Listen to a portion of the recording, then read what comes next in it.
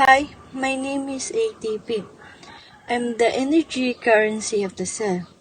My full name is adenosine triphosphate, and I'm the molecule that is responsible for powers every single process within living cell. My job is to store and transfer energy within cell and organism.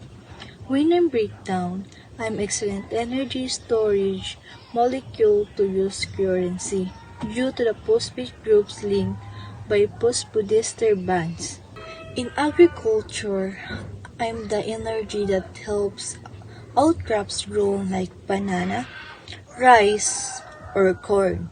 Efficient production of meat directly leads to better harvest.